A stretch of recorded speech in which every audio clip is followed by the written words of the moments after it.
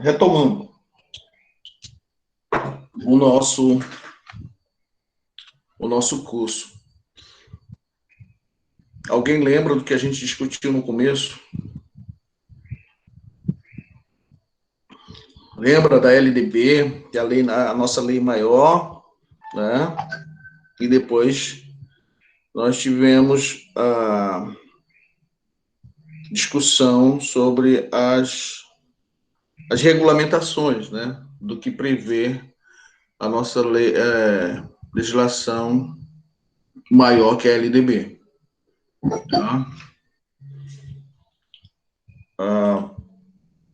Foi deixada uma atividade, né, para que a gente discutisse nessa retomada de hoje, que é relacionada ao artigo Políticas Educacionais do Campo, né, percurso preliminar. Na verdade, um artigo que retrata momento de muita discussão ainda em relação à educação do campo, não que hoje não tenha, hoje até existe uma série de discussões, e muitas delas bastante acaloradas, né, em relação às políticas educacionais do campo. Tá? E a gente vai falar um pouco delas mais à frente. Hoje, no entanto, nós vamos discutir esse artigo, e logo no início eu gostaria de estar fazendo uma proposta, né, que é uma das atividades da turma, né? Antes, porém, eu chamo a vocês para refletir, né? Eu creio que a maioria leu o artigo, né? E a reflexão é essa imagem, né? Uma imagem, um cartoon, na verdade. Deixa eu diminuir ele aqui. Na verdade, eu queria diminuir e aumentei. Final do século XIX, tá? É um cartoon que retrata aí o que vocês poderiam me dizer dessa figura, né? Embaixo, não sei se vocês estão conseguindo ler, né? Fala do que representa um pouco essa caricatura e de que forma que a gente pode estar trazendo isso para a política da legislação da educação do campo. Vocês estão vendo?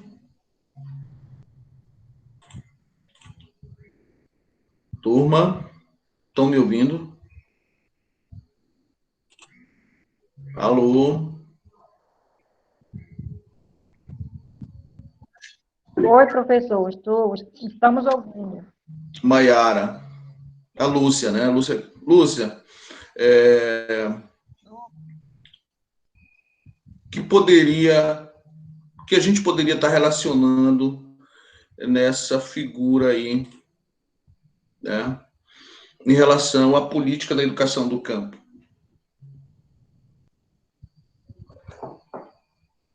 Eita, professor. Ou os colegas pedem ajuda para os universitários. Tá?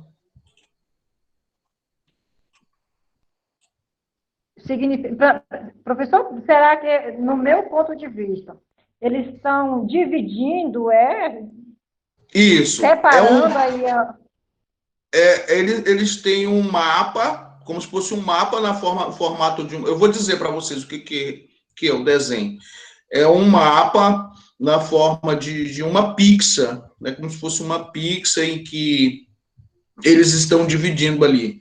Tem um russo, tem uma rainha, tem um militar, né, representando os seus países, né? Eu creio que Espanha, Rússia, Inglaterra, ali representados, e um chinês ali, né, tendo seu país, acho que tendo seu país dividido. Né? Então, essa figura, essa charge, ela mostra um pouco do imperialismo europeu. Tá? E de que forma que deu o imperialismo europeu? Né? através da colonização, né, do domínio sobre as demais nações, né, colonizando a África, as Américas. Tá? Vamos fazer uma retomada aí às aulas de história. Tá? Então, quando a gente fala desse domínio europeu, a gente não fala só de poder, né, de poderio bélico também, mas a Europa dominou e tem dominado o mundo através do conhecimento científico. Vocês concordam? Tá? Deem uma olhadinha nos livros de ciência, mais precisamente os livros de ciência, que nós vamos ver, né, as grandes descobertas, os cientistas dos séculos, dos últimos 300 anos. Nós vamos ter aí Copérnico, nós vamos ter Charles Darwin, nós vamos ter René Descartes, então o Pascal, tá? Nós vamos ter N cientistas, e esses cientistas, eles estão, se você observar, eles estão lá no Velho Mundo. Né? Você não vai encontrar esses descobridores, esses grandes personagens das ciências aqui nas Américas, né? Muito menos na África.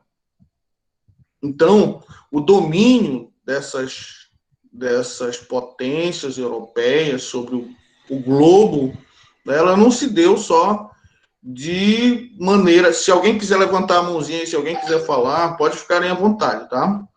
Então, não se deu só de maneira bélica, né? O poderio se deu também no que muitos autores vão falar, vão chamar de cientificismo ou imperialismo científico, né? Que também perdurou por muitos anos e até hoje, né? O método científico que a gente utiliza, quando vocês forem fazer o TCC de vocês, o trabalho de conclusão de curso, que no IFPA a gente chama de TAC, trabalho acadêmico de curso, vocês vão usar métodos, provavelmente, métodos cartesianos, né? Que é como a ciência é encarada, ou seja, aquilo que pode ser medido, né? De alguma forma, mesmo que a pesquisa de vocês seja qualitativa, vocês vão fazer medições, ou seja, vão usar o método cartesiano de alguma maneira, né? E aí é um exemplo do domínio desses países europeus, né, que a gente vai chamar de eurocentrismo. Não é só, como eu falei, um poderio bélico, mas um poderio também científico, né? E que, de certa forma, subjugou e sufocou os outros conhecimentos. E aí, que conhecimentos nós estamos falando? Que foram sufocados, que foram suplantados? Tá? Os conhecimentos tradicionais. Alguém gostaria de falar, pessoal? Edinalice está com o microfone ligado. Quer falar, Edinalice? Vocês estão aí, não estão? Dulce. Não, estou aqui só ouvindo. Pode? Sim.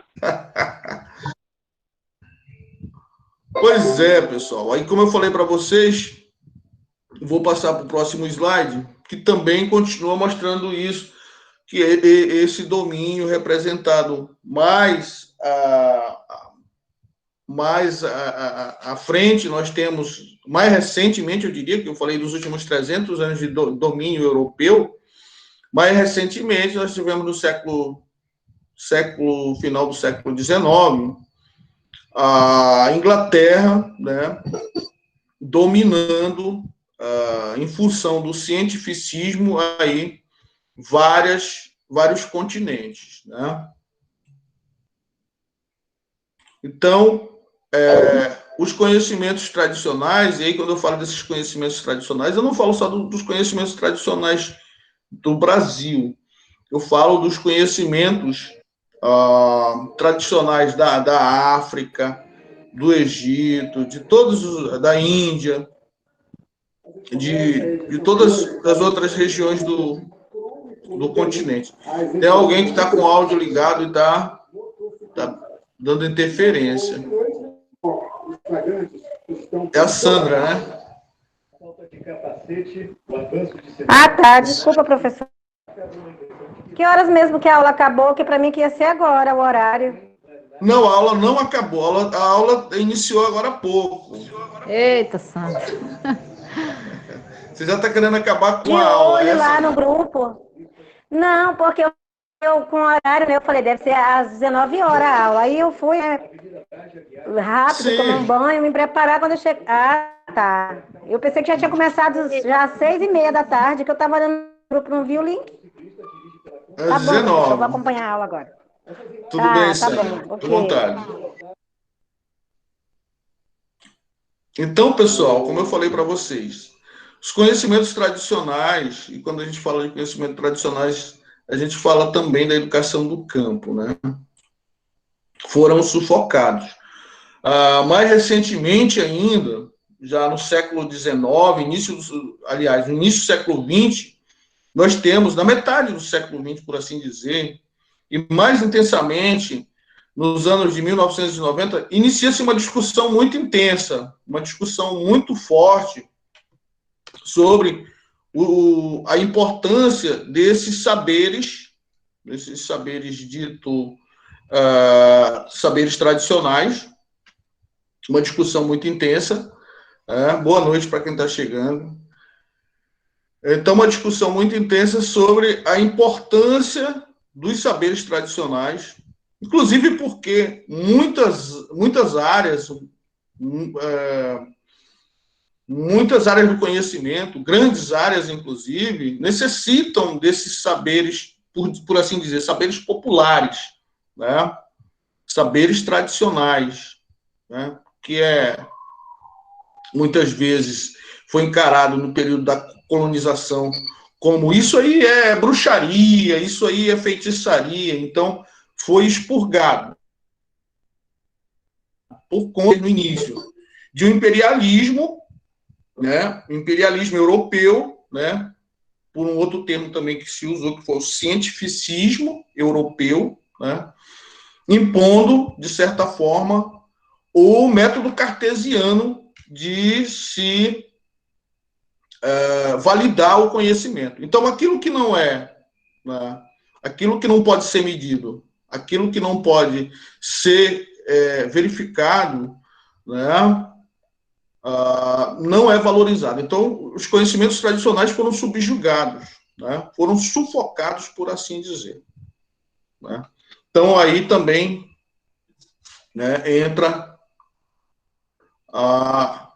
os conhecimentos prévios, né, que as pessoas já trazem, né, e que na escola muitas vezes não são valorizados. Não são valorizados por quê?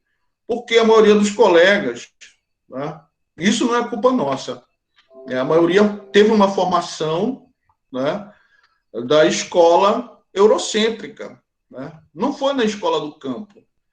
Teve exatamente, né, o empirismo prevaleceu, o método cartesiano, né, de pesquisar, não só de pesquisar, mas também de ensinar. E aí a gente teve um outro problema. Qual é? Que é a vivência. Né? Não houve a vivência, muito baseado nos livros didáticos, né? E os livros didáticos, como eu falei para vocês, você procurar, né, pesquisador latino-americano, você não vai achar um grande cientista da Ásia, também não os conhecemos. Né? Todos os nomes citados nos livros didáticos são de personalidades, grandes cientistas europeus, né? Dos últimos, aí, se a gente contar os últimos 300 anos. Tá? Então, esse conhecimento tradicional ele foi sufocado, e é isso que representa um pouco essa imagem aí da apresentação. Né?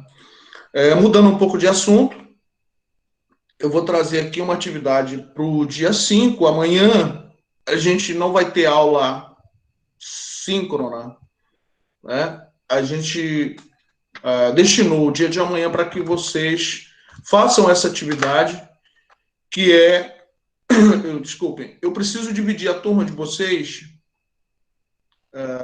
por modalidade de ensino, tá? E aí eu vou deixar que vocês escolham, eu vou colocando o nome de vocês aqui, né? A atividade é o seguinte, vocês vão gravar um vídeo ou um áudio de, no máximo, 5 minutos. Essa é uma atividade, pessoal, avaliativa. Todos estão me ouvindo? Alô? Sim, sim, professor. Essa é uma atividade avaliativa para a turma, tá? E aí, eu vou dividir vocês. Vocês, na verdade, vão se dividir em duplas ou trios, né? Vocês vão se dividir para essa atividade. Então, nós vamos ter as modalidades ensino infantil, fundamental, EJA médio, médio regular, profissional técnico, que é o ensino profissionalizante técnico, né, integrado, esse que nós temos no IFPA, no Campus Rural de Marabá, educação escolar indígena e educação do campo. Então, eu preciso que vocês deem os nomes para que eu vá colocando aqui já, para que vocês desenvolvam essa atividade. Lembrando, o que é para fazer? Você vai gravar um vídeo sobre essa modalidade de ensino. No máximo 5 minutos. Um vídeo ou áudio, pode ser um áudio, tá? Como se você estivesse apresentando a educação infantil. Como se você estivesse apresentando o EJA fundamental. E aí, eu vou lá na legislação, se eu estiver apresentando o EJA, por exemplo, eu vou lá na legislação que trata da educação de jovens e adultos e vou dizer, no caso aqui do EJA fundamental, é destinado aos jovens que estão fora da faixa escolar, tá? Jovens acima de 15 anos de idade, né, que estão fora da faixa, da faixa escolar, ou seja, se ocuparam, perderam anos da escola e agora precisam fazer retomada aos estudos, né? E aí você vai falar as características da EJA, tá? Nada assim de estrambólico, mas aquilo que está na legislação. Então, vocês entenderam a dinâmica dessa atividade? Como se vocês fossem falar para uma pessoa que não sabe da EJA, por exemplo. Se você escolheu a EJA para falar, você tem que falar como funciona a EJA, né? Qual o público da EJA, né? Então, você vai falar para uma pessoa como se você estivesse fazendo uma propaganda da EJA, né, para incentivar aquelas pessoas que estão fora da faixa escolar, por exemplo. Tá? Eu quero falar do ensino técnico profissionalizante. Então, você vai falar a quem se destina, né, como ocorre a oferta desse ensino. E aí tem uma outra coisa que é muito importante, né? Quando eu falo de EJA fundamental, de quem é a responsabilidade de ofertar a EJA fundamental? Tá? Vocês lembram que no início da nossa disciplina nós falamos... Me desculpe, Sandra, quer falar? Está com o áudio ligado? Tá. Pode continuar, professor. Tudo bem. Lembram que no início nós falamos das modalidades de ensino e de quem é a responsabilidade maior sobre a oferta de cada modalidade? Então, isso também vocês têm que deixar, têm que deixar claro também no áudio ou no vídeo, tá? Mas, de modo geral, eu quero que vocês se sintam à vontade, né? Usem a capacidade criativa de cada um e aí desenvolvam esse áudio ou esse vídeo para falar da modalidade que vocês escolheram. Tá certo? Essa é uma atividade avaliativa. Entendido? Dúvidas? Fiquem à vontade. Ninguém tem dúvida? Alô, pessoal, ninguém tem dúvida? Oi, professor. Não, deu para entender. No meu caso, na época, eu fiz o fundamental, foi o EJA, né? Que legal, Sandra. Na época, quinto e sexto ano, depois sétimo, oitavo, aí fui para o ensino médio, né? Técnico magistério. Então, e foi muito bom. Foi uma oportunidade de retornar aos estudos, né? A sua turma de EJA, Sandra, uma pergunta. A Larissa levantou a mão, só um instantinho, Larissa. A sua turma de EJA era uma turma daquelas turmas que fazem a mesclagem de aluno ou é só realmente com determinada idade, né? Digamos assim, uma turma de EJA só com adultos. Um exemplo. Tá. Na minha época, quando eu estudava, professor, tinha pessoas com bem mais idade. Eu lembro, na época, uma amiga minha, que tomou os estudos, que era, acho que, uma das mais de idade da sala, ela tinha uns 40 e poucos anos. Eu fiz o EJA com 20 e poucos anos, ela já tinha quase uns 40 anos, eu acho. Tinha mais jovens, tinha rapazes, né, meninas de 18, de 19 Então era anos na uma turma época. bem diversificada, né? Isso, É bem porque diversificada. Inclusive, a questão... Pode falar, né? Eu pergunto porque é muito comum nas turmas, essas turmas de EJA diversificadas, ocorrer o seguinte: as pessoas com maior idade se sentem muito estigmatizadas. O que é isso? Elas se sentem envergonhadas, Doída, muitas né? vezes, de voltar à sala de aula já com uma idade avançada. E aí, quando você coloca essas pessoas com mais jovens, é comum na sala de aula haver a competição. E não é o caso dessas pessoas. Essas pessoas já estão fora da faixa, com uma idade avançada. Muitas vezes elas estão, como eu falei, muito melindrosas. E aí, eu trabalhei numa escola de EJA em que a gente tinha muita dificuldade em recuperar as pessoas, né? Fazer com que elas continuassem frequentando por conta essa turma ser muito diversificada. Ter jovens, adultos e pessoas idosas, por exemplo. Tá? As pessoas são muito sensíveis do EJA, né? E eu tive uma experiência, professor, na época, eu não lembro aqui, foi antes de eu passar no concurso. O meu cunhado, como ele fazia o curso de letras na época, estava estudando e ele tinha uma turma num bairro aqui da minha cidade, aí não precisava colocar alguém para substituir ele. E foi na época quando ainda tinha ainda essa questão que os prefeitos não entendiam. Quem estivesse fora da sala de aula tinha o direito, né, de estar estudando faculdade. Aí meu cunhado já preocupado, aí me falou: tu quer ficar no lugar trabalhando lá? Eu já falei com a menina, ela disse que tu pode ir.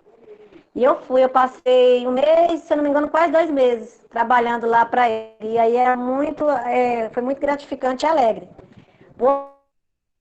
Tinha senhoras e senhores de quase 50 anos, outros que tinham paciência com leitura, quando ia desenvolver uma atividade de matemática já não tinha muito. Aí outros já gostavam mais de matemática, aí às vezes eu tinha que esperar e ter aquela tolerância, que muitos chegavam, por exemplo, a aula ia começar às 7h30. Às vezes tinha uns que chegavam às 7h40, e a gente tinha que ter essa tolerância.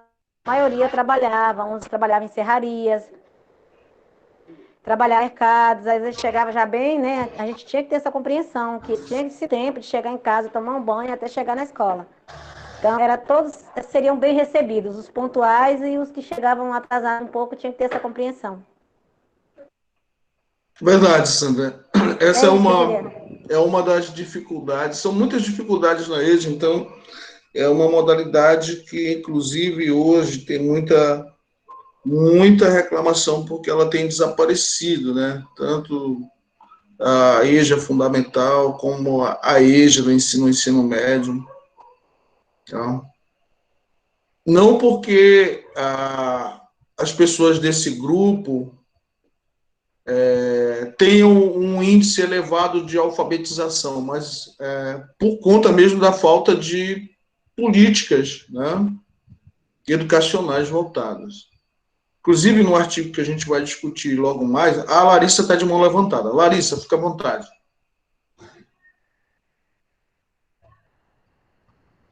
Larissa. Professor, aqui eu não levantei mão, não, professor. Acho que levantou, sei lá, automático. Nem tá aqui, sabe, na mãozinha. Sério, Larissa? Sua mãozinha está levantada aí. Sério? Tem a Selena, o Reinaldo. Isso. Então eu confundi. A Selena. Baixou. Reinaldo. Sim, professor. Deixa eu falar. Sim, fica à vontade, Selena. É só uma dúvida. Sim.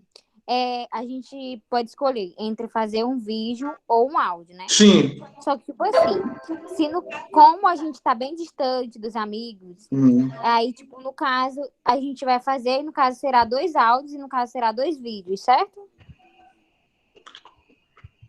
Pois no caso da dupla.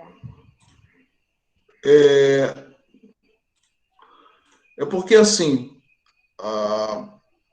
eu falei em vocês fazerem dupla, depois eu não pensei nessa situação toda. Então, vai ser individual, mas não impede que, por exemplo, você escolha ensino fundamental e a Poliana, por exemplo, escolha ensino fundamental. Não tem problema, tá? Eu só quero que, pelo menos, essas modalidades aqui de ensino sejam preenchidas. Não importa se tiver 2 ou 3 numa mesma modalidade. Tá? Então, a gente, por conta dessa questão da pandemia, a gente vai fazer mesmo individual. Tá? Cada um grava o seu áudio ou vídeo. Tá? Falando sobre a modalidade de ensino que você escolheu. Pois não. E se tiver a possibilidade dos dois gravar e aí fazer uma editagem, pode acontecer também, no caso. Pode, Ismael, pode sim. Pode sim. Poliana levantou a mão, fica à vontade. Também. Larissa. Vai, pode. Eu ia falar nesse sentido que o Ismael estava falando, que não teria como a gente fazer uma montagem, né? Porque hoje a gente sabe que os meios tecnológicos conseguem desenvolver esse trabalho, né? Então vocês preferem fazer em dupla? 1, 2, 3, 4, 5, 6, 7, 8. São 8 modalidades de ensino. Nós somos 23 a 22, se eu não me engano. Eu acho que, de alguma forma, vai ficar repetitivo. Mesmo que eu traga elementos, se a Larissa não trouxer, o Ismael vai trazer. Eu não estou dizendo que o assunto é super grande, entendeu?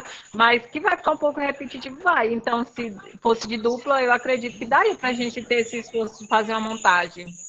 Então, tá certo. Caso, né? Permanece, então, dupla, e aí vocês... Eu compartilho contigo, Poliana. Certo. A Larissa levantou a mão aqui, Reinaldo. Era isso que eu ia falar também, professor, porque eu participei de um projeto e aí eu tive que mandar um resumo desse projeto, eu e uma colega minha, que nós fazíamos juntos, né? E aí a professora indicou um aplicativo para a gente fazer a junção dos áudios que a gente gravou. E aí ficou bem legal, ficou só um áudio, ficou bem legal. Uma espécie de podcast, né? O pessoal está fazendo muito hoje. É verdade. Vocês têm razão. Então, permanece, o trabalho em dupla, tá? Ou, em alguns casos, vai ficar trio, né? Porque são 8 modalidades. Então, sendo 8 modalidades, vai ficar mais de 2 de duplas. Vai haver casos que serão trios. Vocês já querem fazer a divisão? Eu acho que pode ficar de trio, professor. Até, por exemplo, eu me identifico muito com a educação do campo. Então, é um assunto bem que se expande, né? Então, daria bom para ficar 3 pessoas. Então, vamos fazer o seguinte.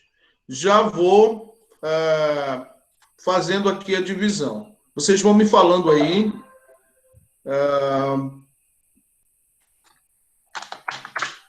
E eu já vou colocando aqui, tá? Poliana, quem mais? Larissa. E outra pessoa que se candidatar a ficar com a gente.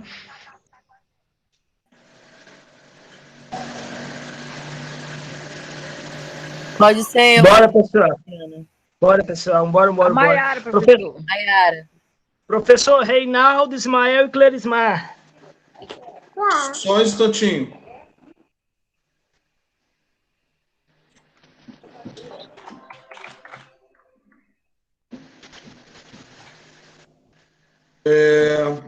Clerismar, vai... Reinaldo, Ismael. Qual a modalidade de vocês? Qual a modalidade, seu Reinaldo? É o técnico, o indígena e o médio regular. Vocês vão fazer um trio. Não é só uma que escolhe, não. É só uma. Vocês vão escolher uma modalidade. O trio escolhe apenas uma modalidade. Certo? Então, profissional técnico.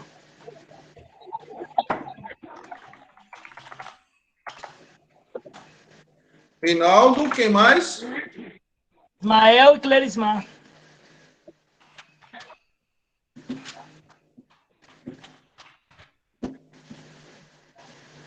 Quem mais, pessoal? Finalice, Jaqueline. Eu vou dar uma saidinha, mas eu boto já.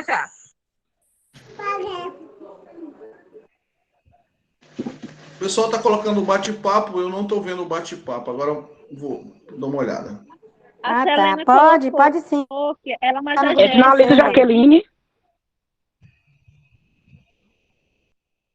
É fundamental. Lúcia, Luana e Sandra vão para educação infantil, é isso? Seja fundamental. Isso, professor. Escolhe aí, Luana.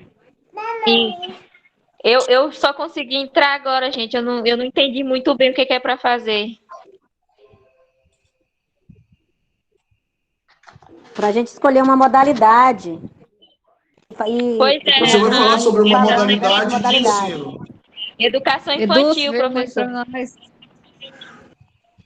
Tá certo, pessoal? Professor infantil. Seja fundamental. Lúcia, Luana e Sandra, é isso mesmo? É infantil. Ah, desculpem. Educação infantil.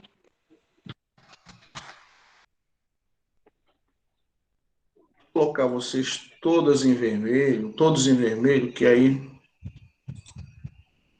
já dá para ver quais as modalidades que estão preenchidas. Quem foi que perguntou como vai ser a atividade? A Selena colocou ela e a Jéssica no eixo. Agora só não sei qual, fundamental ou médio. Selena, Jéssica, na EJA, né? EJA médio ou fundamental? Dou-lhe uma, dou-lhe duas. Eu sou do Fundamental, ela colocou. Nossa Senhora Indígena. Olha como está a formação aqui do placar, pessoal. O que é a atividade? Você vai gravar um áudio falando sobre a modalidade que você escolheu. Lúcia, Luana e Sandra vão falar sobre a educação infantil. A educação infantil é voltada para as crianças de tal idade a tal idade. Na educação infantil, é responsabilidade do município, do estado, da União. Vocês vão informar para as pessoas como é a educação infantil, como se a pessoa não conhecesse e precisasse dessas informações, né? Vocês entenderam? Mesma coisa você vai fazer em relação ao EJA fundamental. É uma modalidade de ensino destinada às pessoas fora da faixa escolar, a partir dos 15 anos de idade. Enfim, vocês vão se apropriar da legislação e informar as pessoas do que trata cada modalidade. Vocês entenderam? Isso vocês podem gravar áudio ou vídeo. Tudo bem? Professor, Jaqueline e Edinalice, vamos ficar no fundamental. Deixa eu só ver aqui. Jaqueline e Edinalice.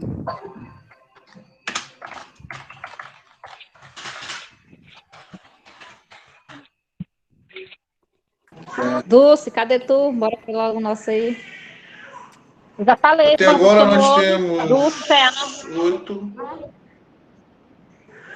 Quem mais? Pera Falta lá, alguém, pessoal. falta mais um para nós. Educação infantil. Dulce, quem mais? Dulce, Ceane. Ceane. Educação infantil já foi. Só sobrou o EJA médio para nós. Não pode ser, não, educação infantil também.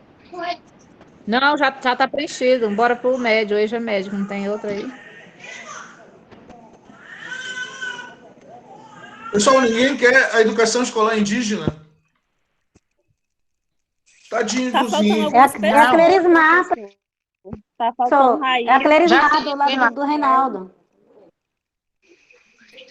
Ela trabalha em... Busca papel mais Ela está muito idêntica com a Clerismar. Ela está no grupo do Reinaldo e Ismael.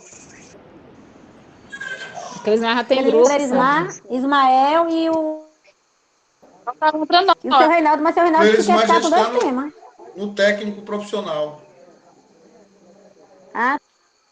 Professor, nossa, a educação indígena. Isso aí, viu? Pessoal, quem está faltando? Faltando o Raílson. Professor, o Wesley e a Elaine também tá faltando, gente. Pois não, pessoal, vamos lá. Professor. Pois é, o Raílson, o Wesley e a Elaine.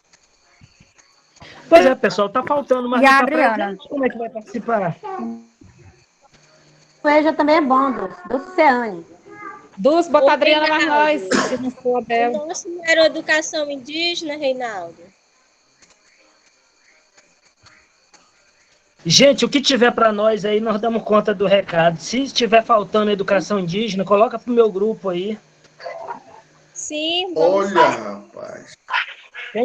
Nós estamos com ensino profissional, Cleurismar, já está escrito aí. Se tiver faltando mais pessoas aí, ainda. coloca. Não tem problema. Você não quer mudar?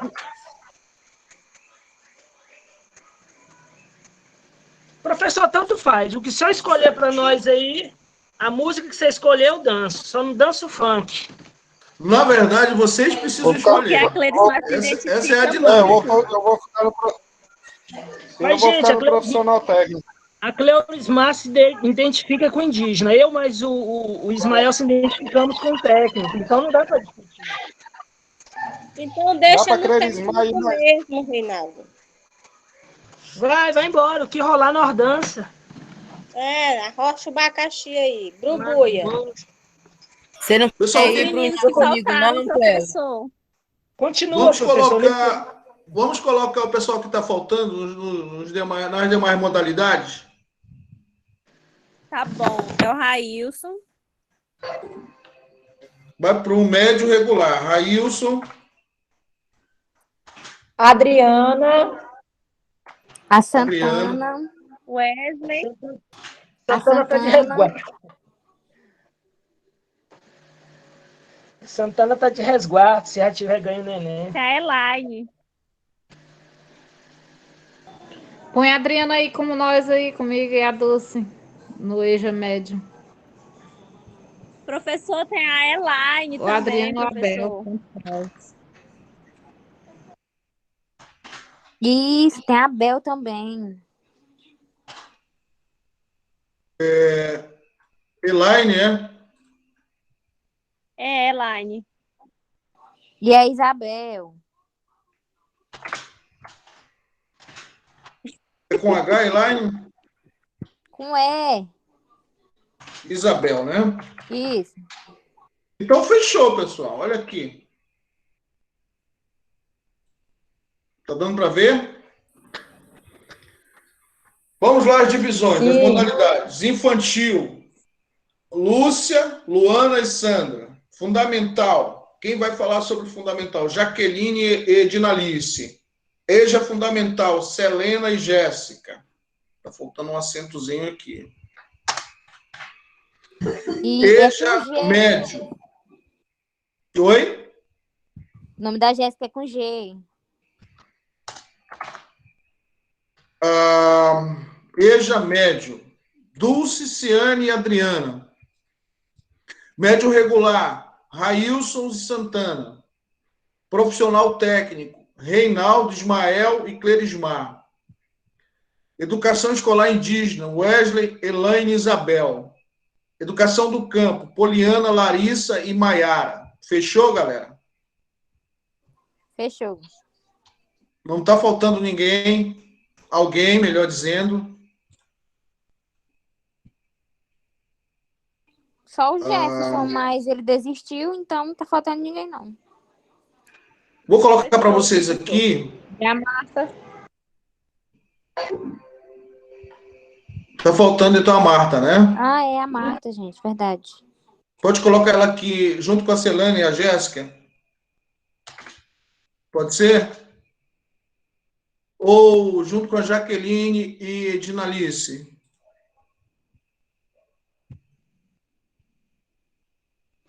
Por mim, tanto faz. Então, vamos colocar aqui.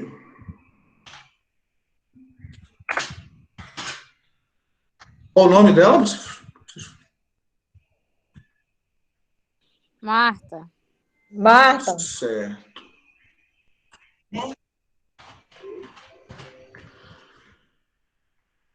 Então, fechamos o time, né?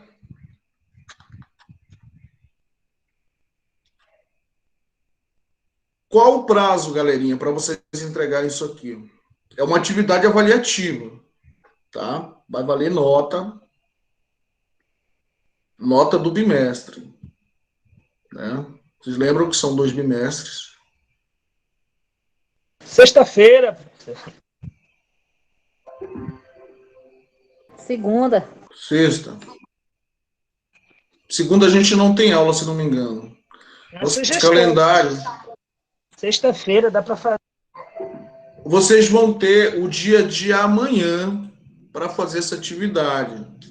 Amanhã a gente não vai ter encontro síncrono, né? Ia falando presencial. Saudade dos encontros presenciais. Não deixa. Então, o que seria a aula amanhã, vocês vão utilizar para estar desenvolvendo essa atividade. A gente volta a ter aula no dia 5. E aí, no dia 5, a gente vai discutir um outro artigo, dessa vez do Salomão Raj, que fala da educação do campo, legislação e implicações na gestão e nas condições de trabalho de professores das escolas multisseriadas. Tá? Essa é a temática do nosso encontro do dia 5, se não me engano, sexta-feira. Para hoje, pessoal, a gente vai discutir o artigo que fala das políticas educacionais do campo. Ele é um pouco antigo, mas como trata de discussões iniciais da educação do campo, não tem problema. Ele vai servir para o nosso objetivo maior. Então, eu vou tirar essa apresentação, nenhuma dúvida até aqui, né? E vou trazer para vocês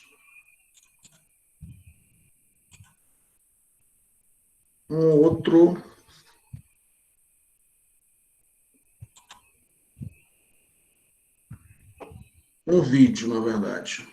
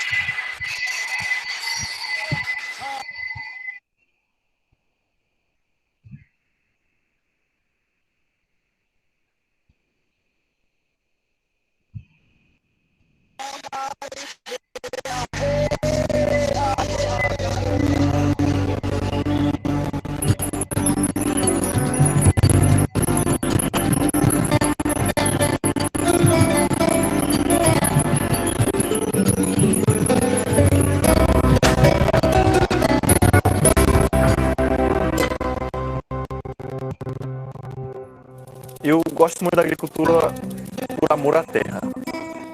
Eu queria me formar e ajudar os agricultores.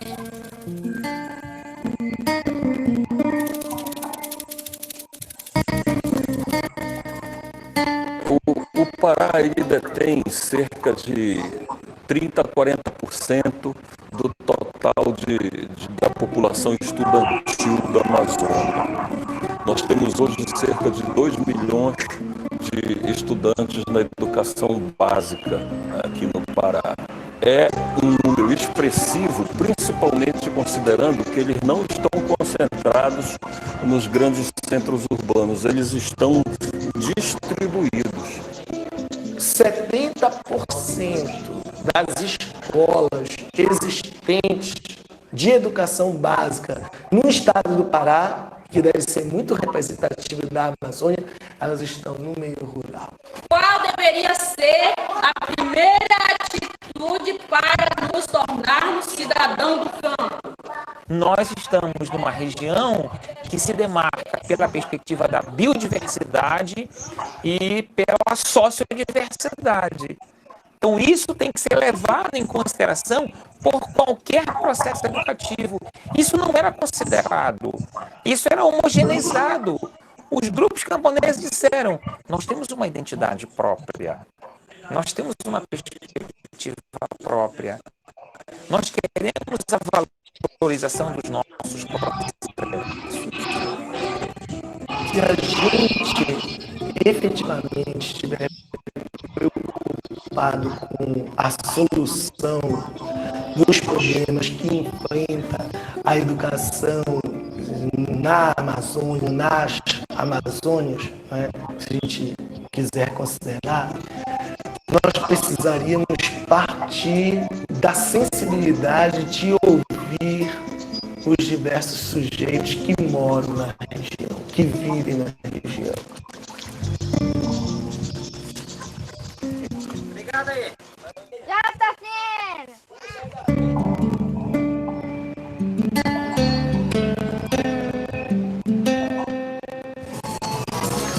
Somos os povos da floresta. Somos os donos deste lugar. Nossa gente reúne e faz grande festa. E agradeça por podermos querer dar. A Escola Nossa Senhora de Fátima está localizada na comunidade de Anã, no Rio Arapiuns, a 4 horas de viagem, longe do Polo Santarém, né? Possui 130 alunos, sendo 20 alunos da educação infantil, os demais são do ensino fundamental de 1ª a 8ª série, e também tem alunos do ensino médio também, de 1º a 3º ano. Geralmente, quando a gente recebe livros, né, que vem do MEC, né, que o MEC manda para as escolas, principalmente para cá, para a região norte, né, para a Amazônia, a gente vê que observa que ele não relata, não retrata muita realidade nossa, né? Então, se a gente formos trabalhar uma realidade totalmente diferente da gente, o aluno ele não se interessa muito, né? Mas quando a gente coloca assim, a nossa realidade, a realidade da Amazônia, a realidade do nosso povo, eu acho que é uma coisa bem interessante e eles se interessam bastante. Os saberes dos comunitários, saberes regionais, saberes locais, a gente traz para a sala de aula, sem deixar o conteúdo fora, né? Insere no conteúdo programático e faz aquela junção para que se torne assim, um aprendizado mais evolutivo, mais proveitoso e dinâmico. Nós pensamos aí de integrar esse conhecimento digamos assim, no conteúdo programático do município, para que as outras escolas também tenham sucesso igual a nossa. Porque a nossa escola, mesmo estando 4 horas longe do Polo Santarém, ganhou o prêmio a nível de município. A criança que ganhou o concurso a nível municipal da Olimpíada de Língua Portuguesa é porque construiu uma história ligada à memória que ela tem dos mitos, da comunidade, dos pássaros que existem na comunidade. Ela foi estimulada a pensar a partir daí. Quem anda na minha terra gosto muito de lá. Lá na minha terra o povo gosta muito de conversar. O rio é bem limpinho, portanto gosto de respirar. Nas minhas belas praias gosto muito de ficar. E ela consegue escrever melhor a partir desse universo simbólico que ela tem, começa a aprender a ter gosto, do que se ela fosse estimulada a fazer uma redação sobre um desenho de alguma coisa que está em outra realidade. Então, a gente acredita que essas conexões, às vezes não está tão distante isso, às vezes e não tem a ver também com material, simplesmente você ter um livro diferente ou você ter um material diferente, porque essas escolas, várias outras escolas já experimentaram vários materiais muito lindos, maravilhosos, que inclusive contemplam coisas da região, mas a questão são as abordagens e você trabalhar com o professor, porque é o professor que tem que estar convencido de que é possível fazer isso. Qual é o endereço da Mônica? Qual é o endereço da Mônica? A escola ela vem trabalhando com pequenos projetos, inclusive nós tivemos vários trabalhinhos assim, que a gente observou que isso fez um despertar nos nossos alunos. É um momento onde as crianças vão mostrar tudo o que fala sobre o que tem na cultura anaense ou na cultura da reserva extrativista, como as pessoas, de que modo elas vivem, e também sobre o artesanato, como que se faz um tipiti, como que faz a peneira. Aí na escola a gente sempre aproveita esses momentos para apresentar, pegar os nossos alunos, para mostrar os talentos que os nossos alunos têm também na parte da dança, da arte.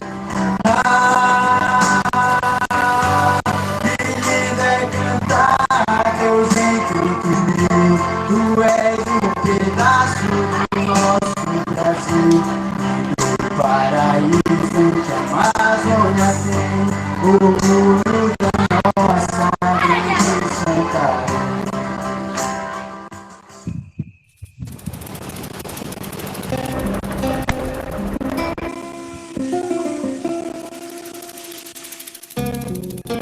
Esta escola, ela é fruto de uma conquista, né? Foi muita luta do movimento com as suas famílias organizadas, né?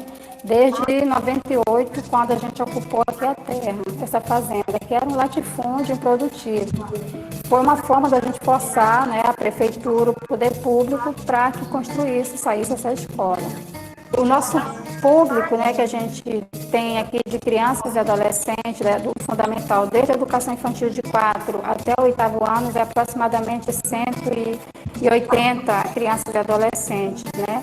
E a gente está trabalhando hoje numa perspectiva de uma educação do campo, uma educação que seja feita, né, pelos sujeitos que moram no campo, né? Que a gente não aceita mais que os conteúdos venham de fora para dentro, né? E que surjam aqui mesmo, as vivências daqui, elas sejam valorizadas, né? O povo do campo, eles tenham esse seu reconhecimento, né? Porque o campo é espaço de vida, né? De produção, de cultura. Nós temos projetos que envolvem a questão do viveiro, mudas, plantio de mudas para arborizar a área da escola, a horta escolar, que isso vai melhorar na alimentação, na própria merenda do aluno. Aqui nós temos um diferencial, que nós temos uma biblioteca muito bem equipada, né? Um acervo riquíssimo de livros, infanto juvenil. Então, os alunos eles têm acesso a diferentes tipos de livros, né? Textos. Então, a gente percebe que esses meninos que passaram por esse processo, eles hoje são meninos que já dão conta de ler assim com desenvoltura, sem vergonha mesmo, né, de ler. Eles se saem bem melhor do que aqueles meninos que no seu dia a dia não tiveram acesso, né, a essa literatura. Dentro dessas experiências inovadoras que têm sido apresentadas, não é, pelos movimentos sociais, pelas populações do meio rural da Amazônia, assim, que são boas práticas, não é? Em termos educacionais. Nós temos a pedagogia da alternância, né? Que foi construída toda uma experiência, uma proposta pedagógica para que fosse possível escolarizar os sujeitos sem retirá-los do seu espaço de trabalho, de convivência familiar com a comunidade. As Casas Familiares Rurais, ela é um projeto de educação alternativo que utiliza a pedagogia da alternância, onde o jovem fica 15 dias na propriedade, 15 dias na escola, interagindo com a realidade.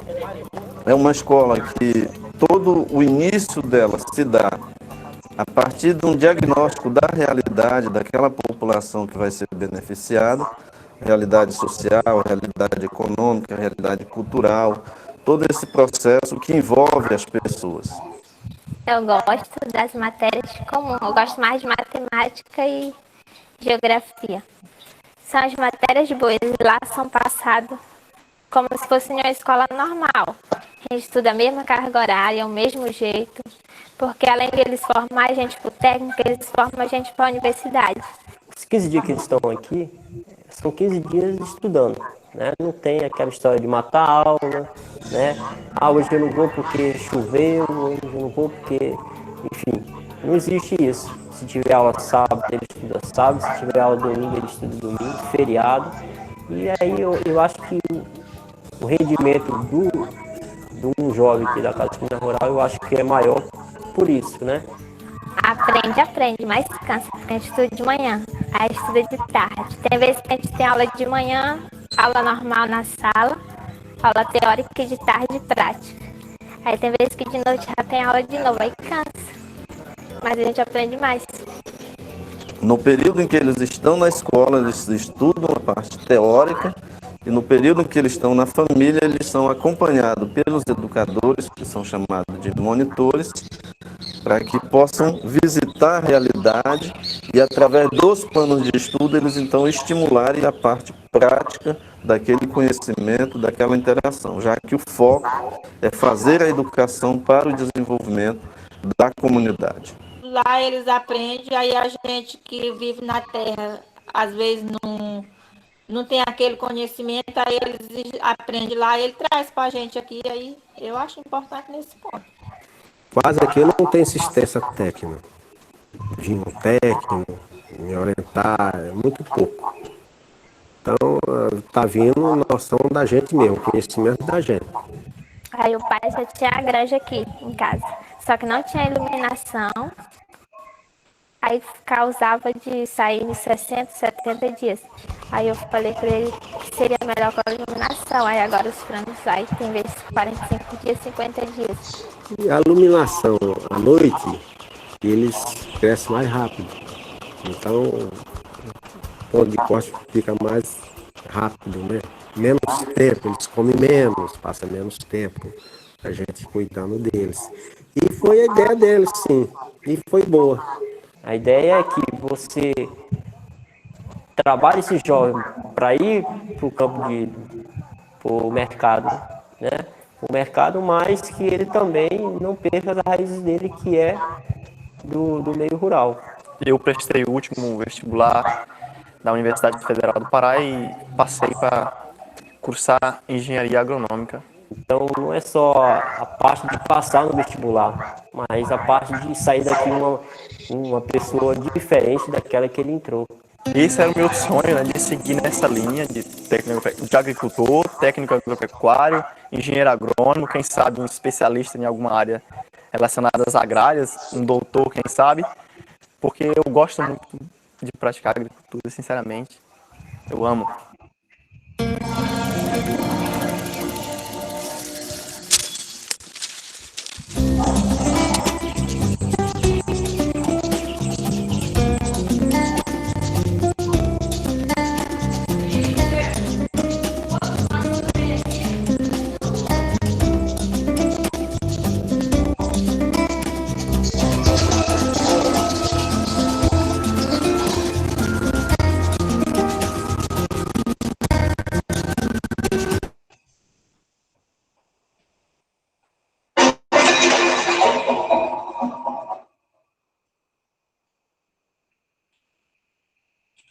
Pessoal, deu para entender aí, né?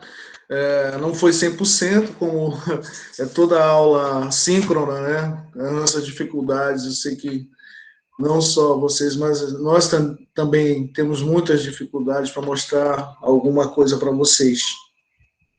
Esse momento difícil que a gente está vivendo ainda.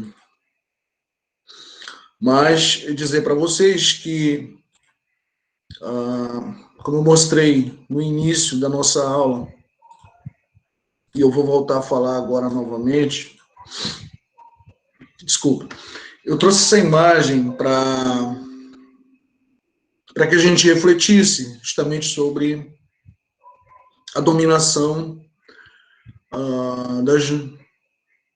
do velho mundo, né, sobre as demais nações, tá? Que a gente também chama de eurocentrismo, tá? E essa dominação não é só bélica, ela não foi só bélica sobre as colônias, tá? Sobre os países colonizados, mas ela foi também, sobretudo, científica, né? E aí, quando eu falo do sufocamento dos saberes tradicionais dos outros povos, né? De se subjugar os conhecimentos que não fossem da Europa, né, com origem no conhecimento europeu, né, ele permanece, né? E no Brasil, no início dos anos 90, nós tivemos um levante dos movimentos sociais, né, especialmente em relação à educação do campo, né, nessa perspectiva de valorizar os saberes tradicionais. Eu não quero aqui, de forma nenhuma, fazer uma demonização do conhecimento científico, né? Mas existem outros ramos do conhecimento, tá, que podem ser levados em consideração, né? Sabemos que, de uma maneira ou de outra, a humanidade chegou até aqui, em boa parte dessa perpetuação da espécie se deu em função da experiência, do conhecimento tradicional que os nossos antepassados acumularam. Então, você desconsiderar esse campo do conhecimento, né, é, de certa forma, no mínimo, prepotente, né? Então, eu quero dizer que os saberes tradicionais, eles precisam ser levados em consideração, e aí você sistematiza esse conhecimento tradicional, né, de forma que possa haver uma harmonia, né, e, de repente, esses conhecimentos, tanto conhecimento científico quanto conhecimento tradicional, eles andarem harmonicamente, né? Então, vocês viram lá no vídeo que acabei de apresentar, os conhecimentos prévios do aluno da educação do campo, eles são levados em consideração, né? É a partir do conhecimento que esse aluno possui que eu desenvolvo minha aula, que eu desenvolvo o meu material, muitas vezes, né, da realidade vivenciada no campo, né? Aí eu levo em consideração o ciclo agrícola, eu levo em consideração os períodos de colheita, de plantio, né? Daí a gente entende por que alternância pedagógica, né? Então, o artigo, né, ele trata também dessas questões, dessa questão da ausência de políticas, né, que realmente levem em consideração todas essas particularidades da educação do campo, né? E aí eu gostaria de entrar no artigo a partir de agora. Quem leu o artigo aí que gostaria de falar sobre o artigo? Levante a mão ou cale-se para sempre. Vamos lá, turma.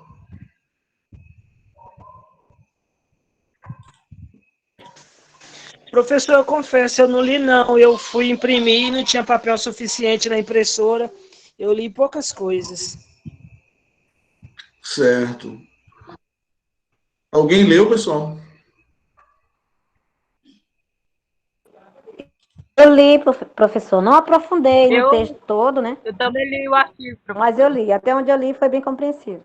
Sandra e Poliana, que legal. Uma turma, não é possível que alguém não tenha lido. Jéssica também, Jéssica? Ligou o áudio de Eu novo. li, professor. Cleirismar. Então, vocês poderiam falar um pouquinho do que trata o artigo, o que vocês entenderam, o que mais chamou a atenção, alguma coisa desse tipo. Fiquem à vontade. Quem gostaria de começar? A Sandra? Está com a mão levantada, Sandra. Ah, tá. Então deixa eu falar. Boa noite a todos. Por favor. O artigo, né, da Nélia Silva Reis, né? O ponto que eu consegui, né, explanar, eu vi que o objetivo desse artigo, ela trata da políticas educacional, né? E o que eu percebi, que esse movimento das políticas educacionais do campo, ela teve um movimento que ela pudesse, no meu ver, sair do lugar. Ou seja, para ter esse movimento, porque lá no texto eu observei que a autora colocou lá, né, que existia uma ausência de política social no campo da educação do campo, né? Era uma política que existia, que era levada, mas era fragmentada. Mas lá na frente, né, tem uma lei que era um decreto, inclusive na faculdade, eu lembro que a professora ela já falou desse assunto, que foi tido um decreto, né? Para efetivação das políticas educacionais no campo, ela só veio se realmente ter uma consolidação nos movimentos sociais. A partir dos movimentos sociais, que foi exigindo, que foi traçando o campo político, que eles queriam para os filhos deles no campo, foi que esse campo da educação do campo, ela começou a andar, ela começou a buscar, digamos assim, as correntes mais curriculares do campo. E mais na frente, o que eu achei interessante, que ela abordou, né, o Arroio, e o Arroio fez uma observação, né? Colocou, né? É como se não existisse um movimento social, cultural, identitário, ou seja, as políticas que eram tratadas antes, que era direcionada, ela tinha interesse.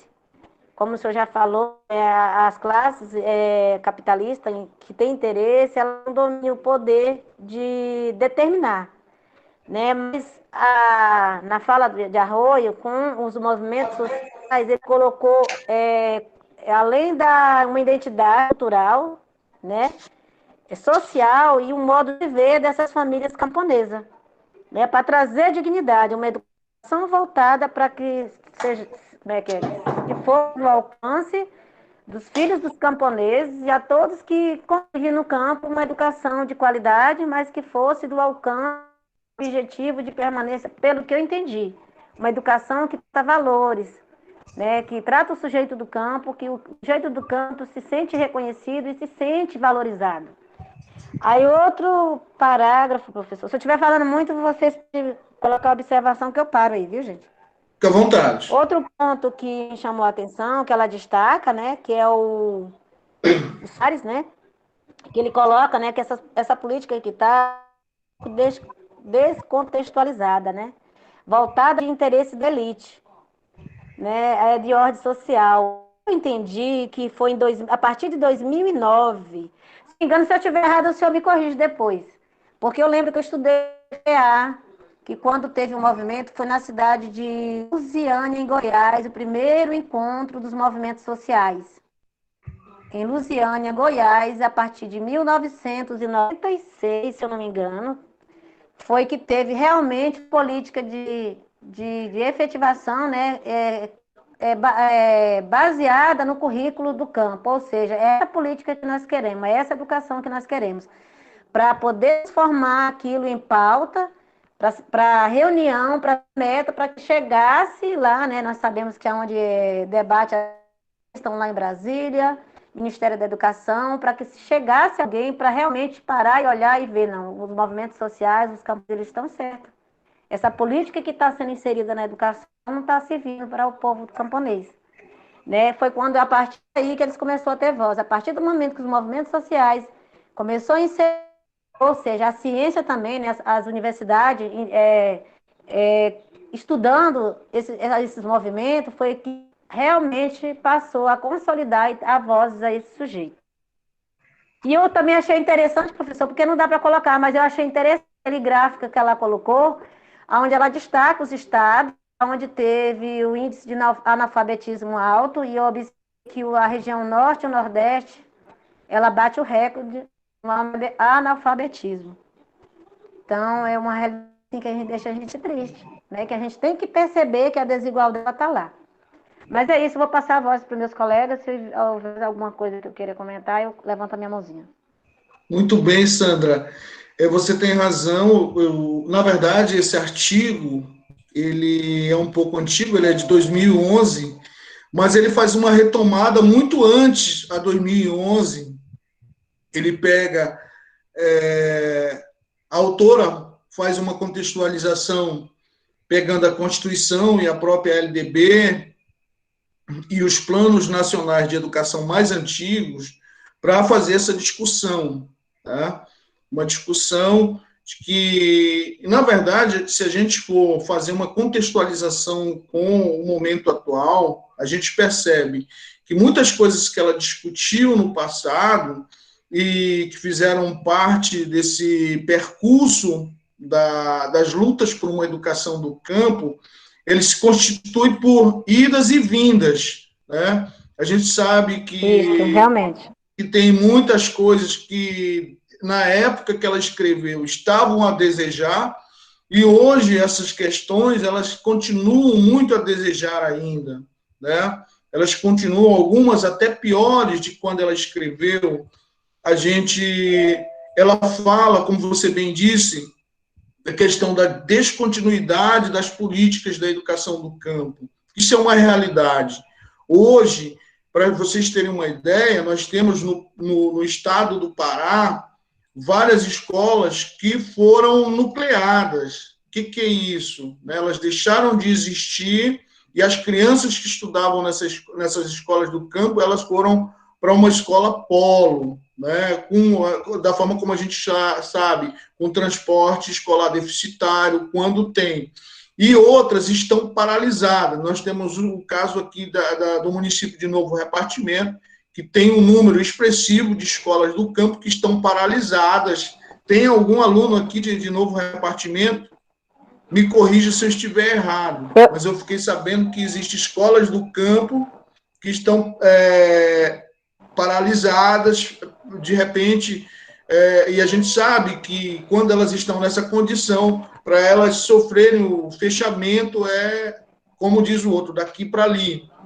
Nós temos muitas escolas também professor, fechadas. 92 escolas, professor. Na região do Salgado, né, e em outras regiões do Pará, também, especialmente a região, ali para a região do Vídeo, que é a região de Santarém, que o Vídeo abordou, e região do Salgado, nós temos muito fechamento de escolas do campo. Então, quando ela fala de descontinuidade dessas políticas de educação do campo, na época delas já eram intensas, hoje a gente vê que são mais ainda. Então, é preciso uma pressão para que essas políticas não sofram descontinuidades ou até deixem de existir. Tem... professor, eu assisti o seminário. Sim, Sandra. Tá, deixa eu mais para outra. Eu ia citar a quantidade de escola no novo repartimento. Fique à vontade, então complementa a informação, pode falar. Campos, né? Isso, e aí foi o professor Simão, né, que fez essa programação toda. Eu consegui participar, eu assisti, então eu vi lá a colocação, eles colocando 92 escolas paradas em repartimento. E algumas escolas que ainda estavam em funcionamento por conta da pandemia, elas não conseguiram se mobilizar em torno da educação para levar a educação mesmo nesse momento de pandemia. Então, os coordenadores de educação do campo, né, que estuda, que faz pesquisa na área, é um problema grave, né? E o Baixo Amazonas foi citado, nossa região aqui de Jacundá, alunos que são manejados de forma, como se diz, trazido de polo, ou seja, a escola deveria existir lá no campo, mas para interesses políticos, o que eles fazem, né? Criam uma escola polo no meio urbano e retira o aluno de lá do campo em situações precárias, de condições automóveis, o aluno já chega cansado. Então, são coisas que, se for colocar na balança, você vai ver medidas e pesos que elas não condizem com a realidade, não leva o aluno a uma fragilidade, uma educação de fragilidade e até mesmo querer extinguir as escolas do campo. Então, esse fortalecimento eu achei muito importante, está no YouTube, eu creio que o vídeo foi uma palestra riquíssima, eu gostei muito. Então, está lá o índice das escolas do Pará todo, que estão sendo fechadas e as que já fecharam, as que precisam retomar.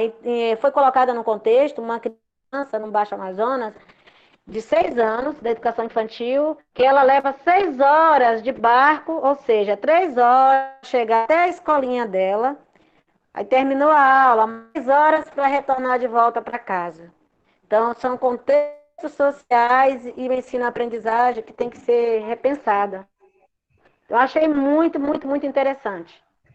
Foi falado no seminário de educação do campo, que, se eu não me engano, foi quinta-feira passada.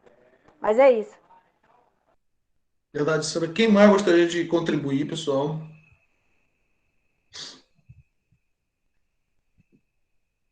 Poliana.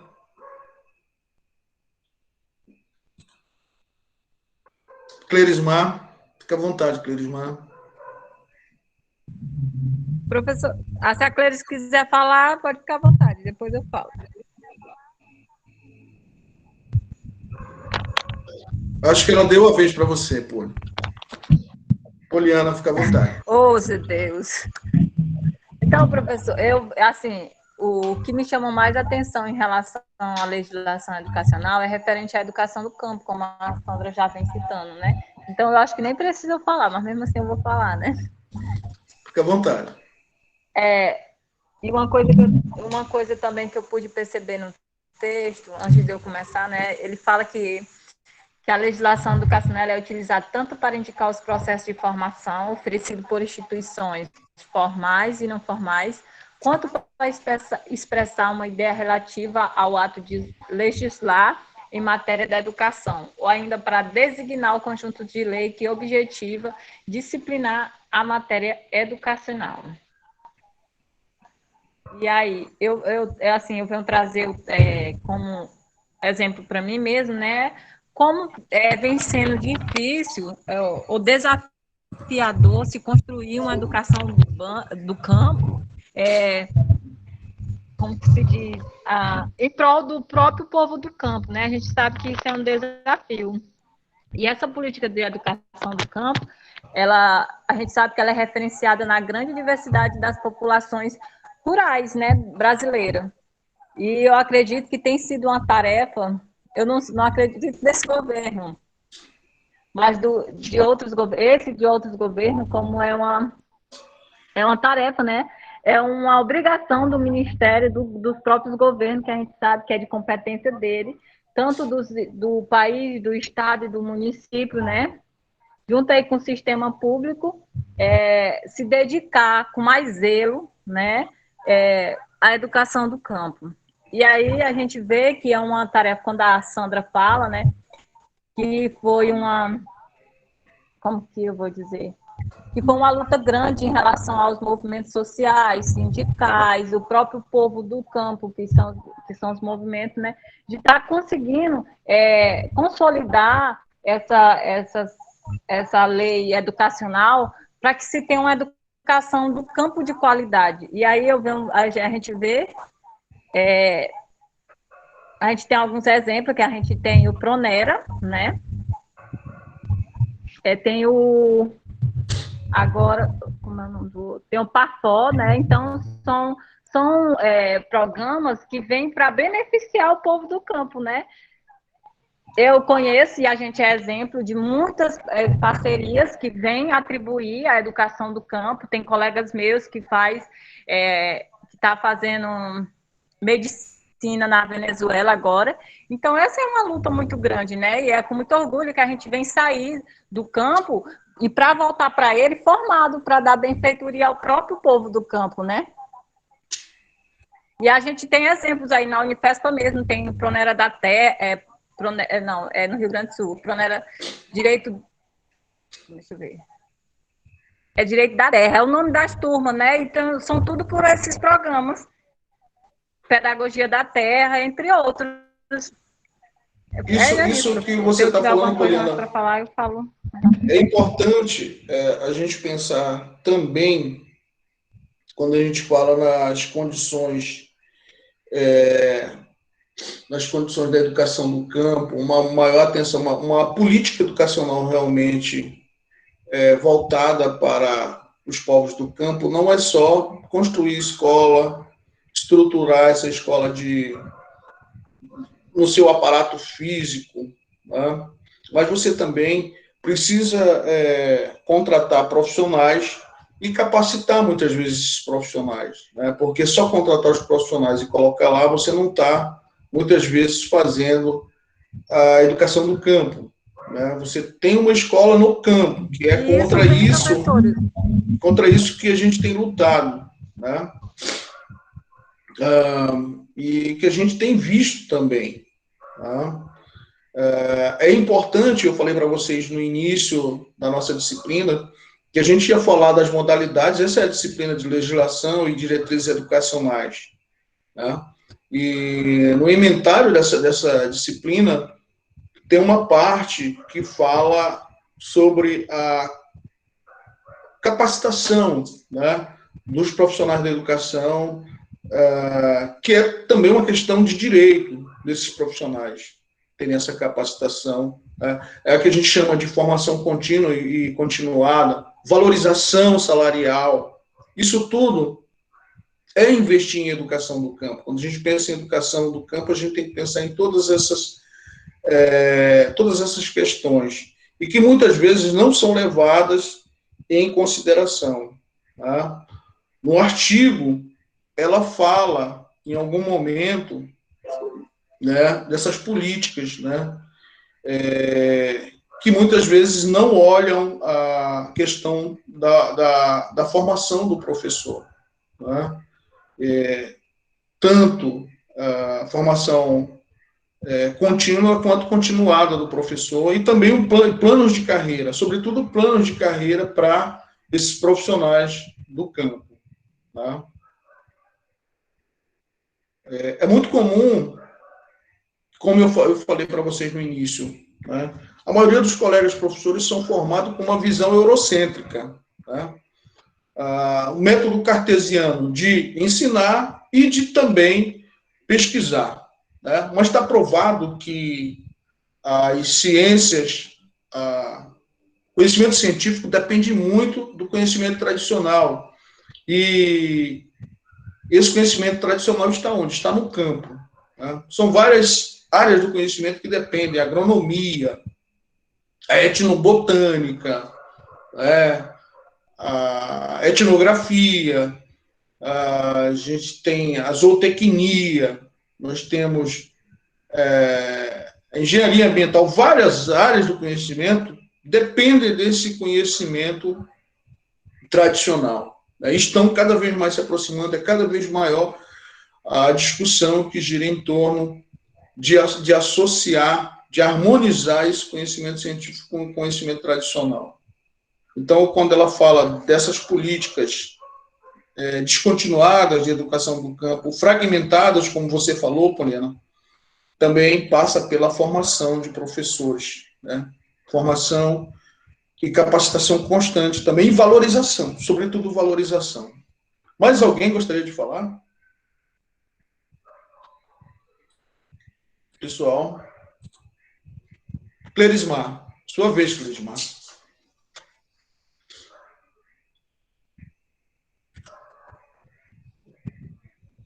Clerismar, fica à vontade. Já está por aí? Oi. Fica à vontade, Clerismar. Oi. Eu não sei se vocês vão estar ouvindo um fundo musical aí, que minha vizinha está feliz hoje. Acho que o som dela está bem legal aqui, viu? Bem baixinho. E aí ela tá ouvindo só aqueles brega bem antigos. Mas vamos lá. Eu achei interessante esse texto. E esse é um tipo de texto que fala sobre a legislação que, para mim, é de mais fácil entendimento. Então, eu não tive muita dificuldade para ler. E muitas coisas me chamou a atenção. Vou destacar algo que é o que eu estou fazendo sobre o trabalho tempo comunidade, mas primeiro eu vou fazer uma leitura aqui de algo que eu achei interessante. A educação faz parte do processo de formação cultural e social do ser humano. Ao constituir-se como ser social, o indivíduo transforma e reproduz valores, práticas, conhecimentos na sociedade em que vive. É um direito que todas as pessoas que vivem no campo tenham esse direito de educação de qualidade. Olha que coisa bonita, né? Lindo, maravilhoso. Daí, quando eu fui lendo o texto, fiz umas pesquisas aqui, achei uma coisa interessante. Segundo Leite, ele diz assim: a educação sempre foi negada ao povo brasileiro, em especial aos povos do campo, que vive vinculado ao processo de produtividade.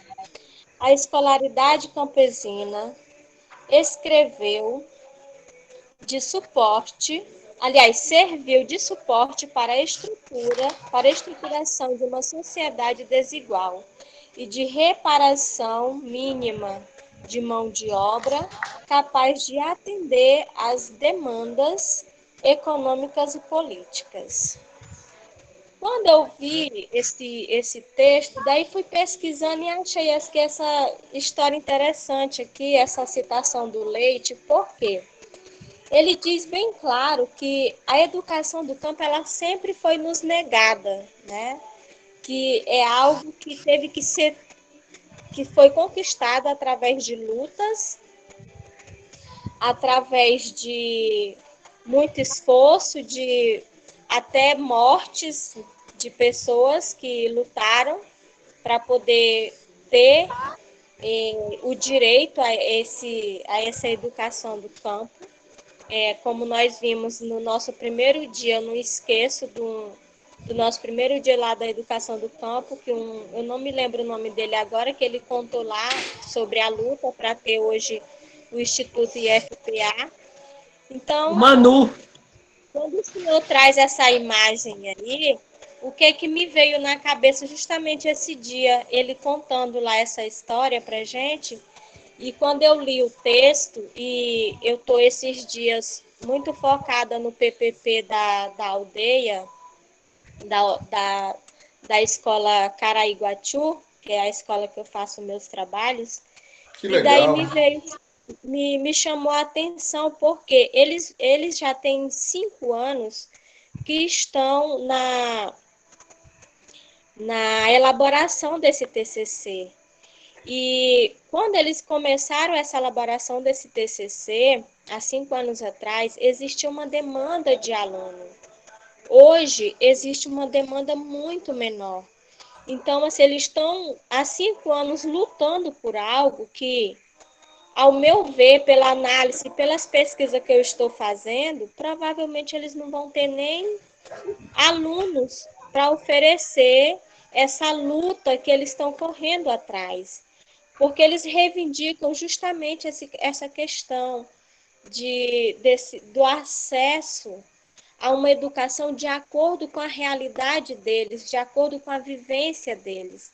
E daí, quando o senhor mostra para nós esse vídeo dessa escola, que é a qual eu, como professora do campo, acredito, os indígenas que eu acompanho, eles também acreditam que existe essa possibilidade de uma escola de acordo com a realidade da comunidade, é muito benéfico isso. E esse texto, ele aborda muito bem todo esse processo histórico que foi nos colocado aí. Oi. Só uma observação. Quando você falou TCC, não seria o PPP da escola indígena? Projeto pedagógico? Obrigada, Reinaldo. É o PPP. É que eu estou ligada aqui no TCC já. Desculpa, gente. É o PPP da escola. Então, assim, o que eu posso ver hoje, se eu for pegar, professor, infelizmente, a realidade, infelizmente, hoje, na minha visão, se eu estiver errada, me desculpe, mas é a minha opinião. Essa imagem que o senhor colocou aí, e que eu estou vendo ela aqui no meu celular, é a realidade atual, é o que vem acontecendo, infelizmente. É aquela disputa por poder, por quem manda mais, por quem pode mais, porque para quem tem mais, tudo é o mais. E daí, eu conversando com os indígenas essa semana por WhatsApp, a gente fazendo um diálogo sobre questão de financeiro, falando de dinheiro, essas coisas assim, e daí no final eu lembro de uma frase que ficou no ar. Vocês já viram um caminhão de mudança acompanhar uma marcha fúnebre? Então ficou essa frase no ar, eu fico imaginando quando é que, principalmente essas pessoas que estão no poder, no controle, com essa faca na mão, que vai cortar a fatia da coisa, quando é que vão se conscientizar de que ninguém vai levar nada, ninguém vai levar esse poder? Que a partir do momento que se morre, não se leva, tudo fica. E isso é desde antes de Cristo que existe essa disputa, essa corrupção, infelizmente, professor. Então, assim, é algo que vem a nos preocupar com a realidade. Quando nós fomos fazer parte agora desse último episódio que teve sobre o fechamento das escolas do campo, é uma crueldade tão grande que estão se fazendo com uma luta que eu mesmo pude acompanhar através desse texto que o senhor nos colocou, e pesquisei outros textos também, e fiz ainda, coloquei como que está a educação do campo nos dias atuais. Fiz uma leitura de um texto que... Então, assim, são lutas que, infelizmente, estão querendo colocar no livro de esquecimento. E o que fazer numa realidade dessa, numa situação dessa, para que se faça valer essa lei que existe em defesa da educação do campo, que existe em defesa dos indígenas, dos quilombolas, dos assentados. Como que vai fazer prevalecer uma situação na qual a gente está vivendo na realidade de hoje? Então, assim, a minha fala hoje mais é em forma de questionamento. E Verdade, Clerismar. Obrigada. Eu quero, assim, agradecer pela A oportunidade. gente que agradece. Nós que agradecemos a sua participação. Clerismar falou muito bem de uma questão, né, que é o avanço, e a gente tem percebido isso,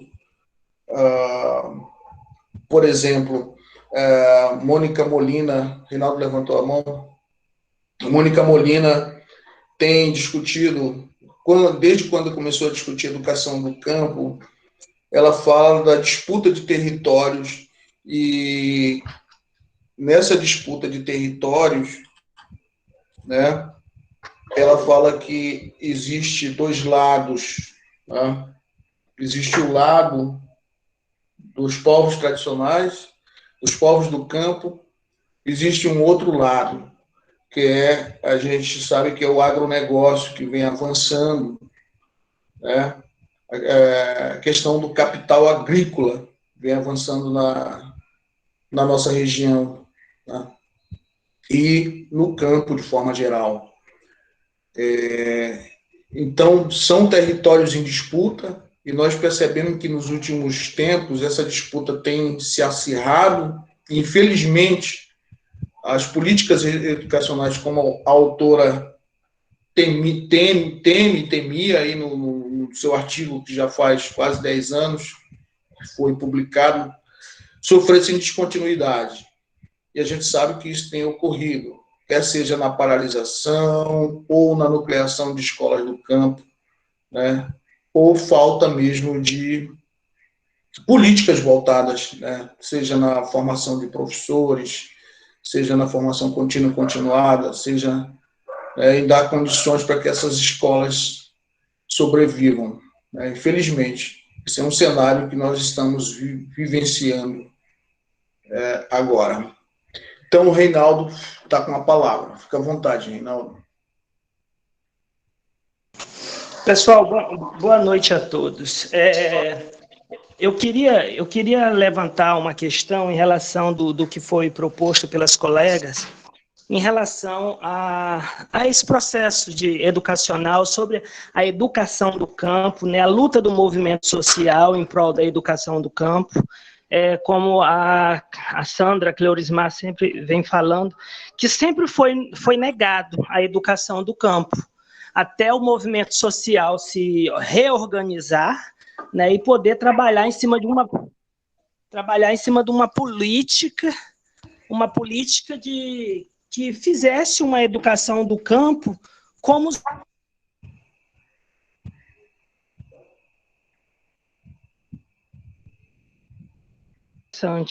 Aí nisso eu venho trazendo também uma outra questão que eu acho que é muito, muito importante falar, professor, até como exemplo que eu já presenciei, quando nós falamos do fechamento das escolas do campo.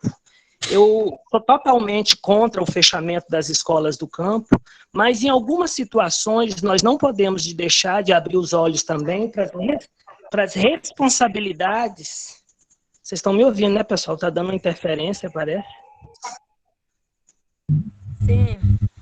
Não podemos fechar os olhos também para as responsabilidades fiscais em relação a alguns gestores, em relação às escolas do campo, porque não é simplesmente fechar a escola do campo. Eu acho que as secretarias de educação, elas têm todo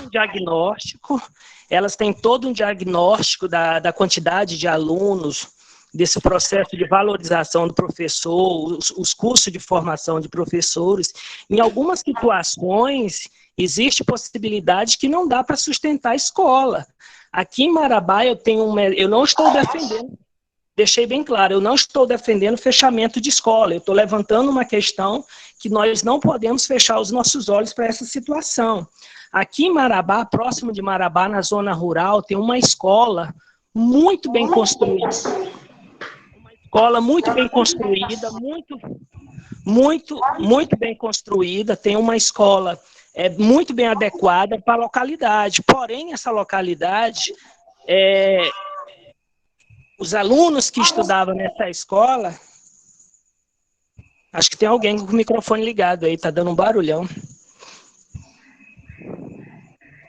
Os alunos que estudavam nessa escola, eles precisaram sair do campo para vir para a cidade, para o ensino médio na cidade. E hoje você passa na escola, ela está abandonada, ela está fechada por falta de aluno.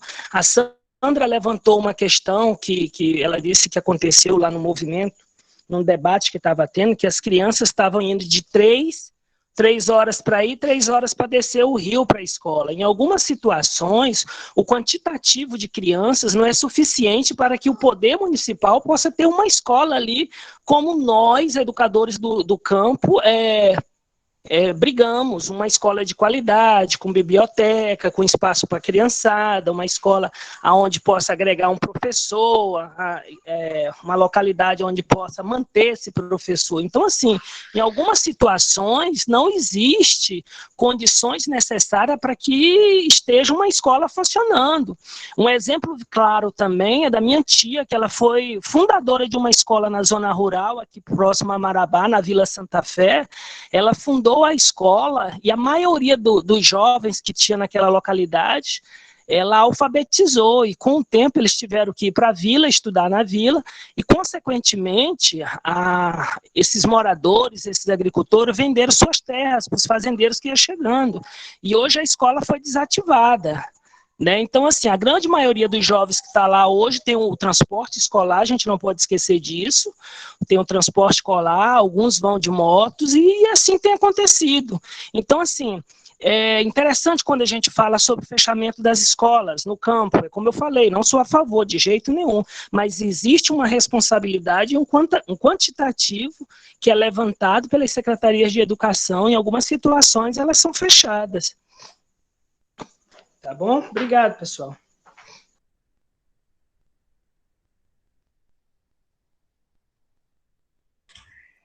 Posso falar, professor? Eu queria Pessoal, só alguém mais gostaria de falar? fazer um comentário. Sandra.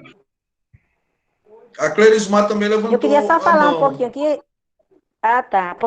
É só para mim fazer um comentário que eu discordo muito das vezes do que o meu colega Reinaldo falou, que às vezes há uma informação muito contraditória, Reinaldo. Infelizmente, há interesses políticos, sim. Eu vou citar um exemplo, porque eu faço pesquisa na Escola do Campo, na comunidade no qual eu pertenço, né? Eu me sinto pertencida nessa comunidade. Quando eu fui fazer curso de educação no campo, eu escolhi a escola porque eu vi que lá tinha jovens que precisavam conhecer o campo e FPA, porque quando eu cheguei lá falando da oportunidade do que era a educação do campo, do que o IFPA se colocava, né, para oferecer cursos, né, não só do técnico, ensino médio técnico integrado, como nível superior, várias outras áreas, né, que estão querendo ampliar outros cursos também. E aí, conversando com os professores lá, eu percebi que é o assunto que o professor vai discutir na próxima aula, um multisseriado. O que eu vejo, a questão de interesse político, que há uma coisa que não é muito clara, porque eu conversando com a professora, acontece hoje, pelo menos, aqui em Jacundá tem algumas escolas que não estão sofrendo esse problema, mas aqui eu estou fazendo pesquisa, tá.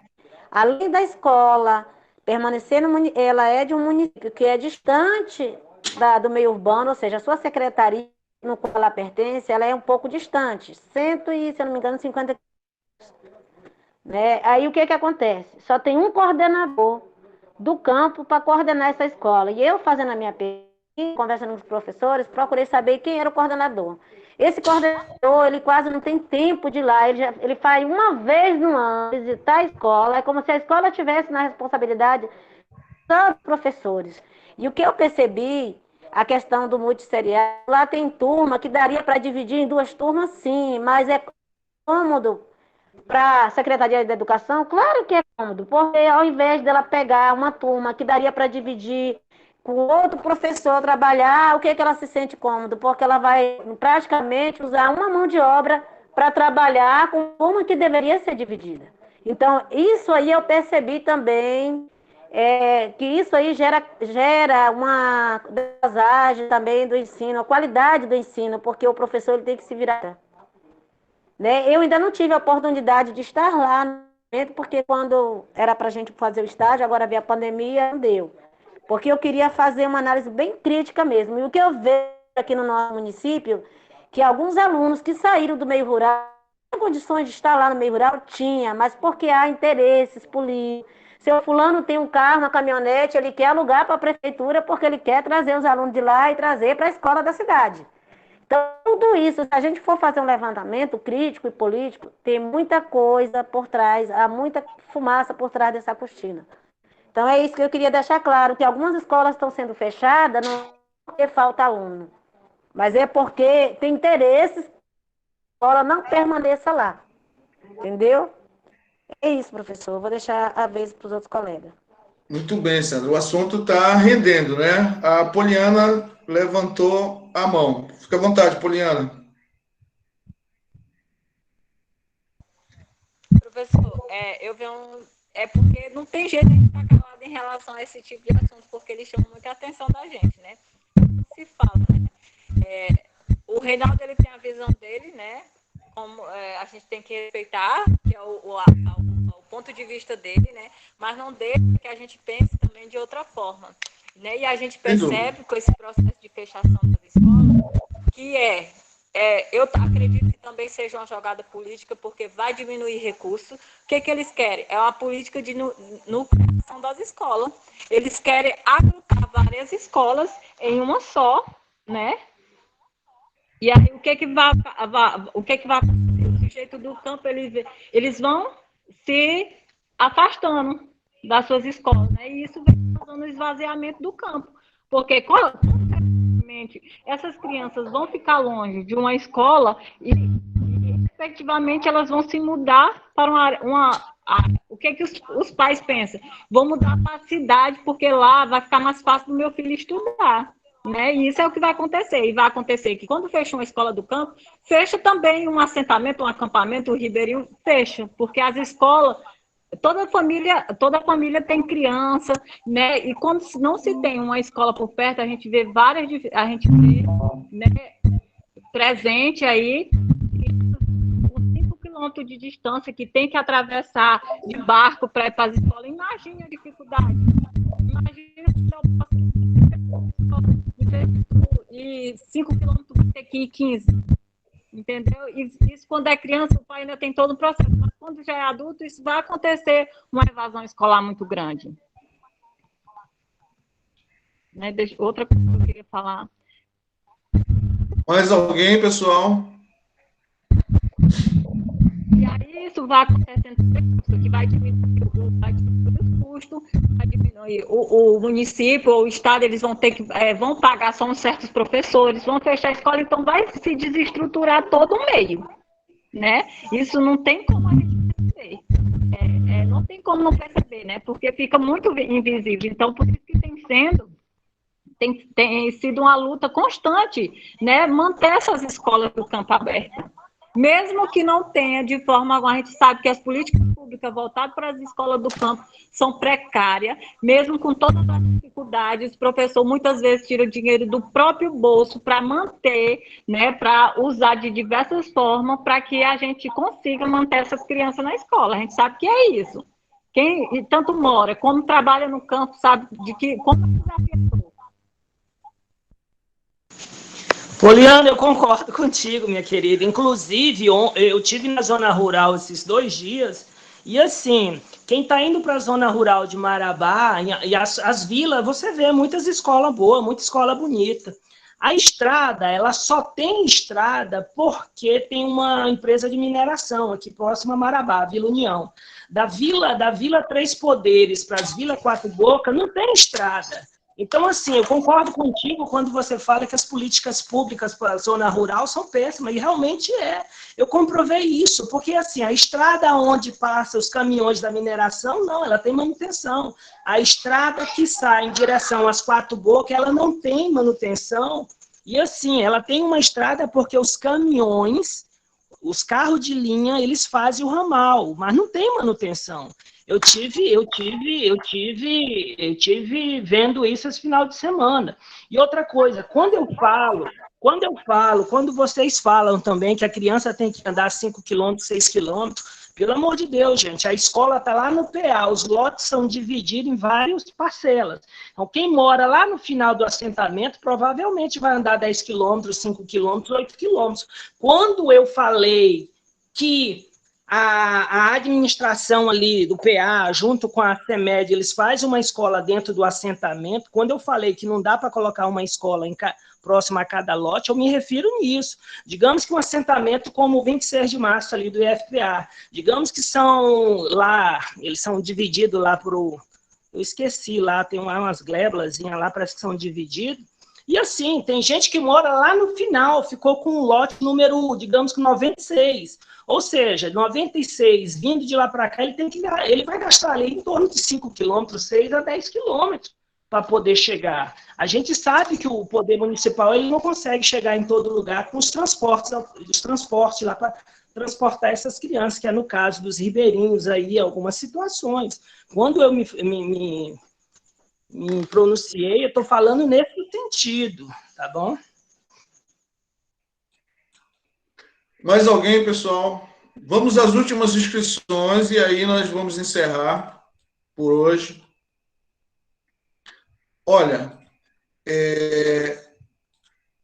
a gente entende também o posicionamento do Reinaldo, mas como a Poliana falou e a Sandra antes, a gente tem direito de concordar ou não concordar com ele. E aí me lembrou as palavras dele, e depois da Sandra e da Poliana, das aulas de educação do campo e pesquisa para as turmas do ensino médio e técnico, né? Eu costumo mostrar essa figura, e aí me reportando a Roseli Caldarte. Né? Existe uma incompatibilidade, né, entre a agricultura capitalista e a educação do campo. E aí a gente faz uma leitura para os povos do campo, né? Então, quando você fecha uma escola do campo, quando você comete a nucleação dessas escolas, você, de alguma forma, você está fragilizando justamente essa resistência, essa luta pela permanência do indivíduo ali no seu local de origem, de resistência, de luta, de permanência, tá? Acaba que um desafio, um enfrentamento que você vai perdendo espaço, tá? Você vai perdendo território,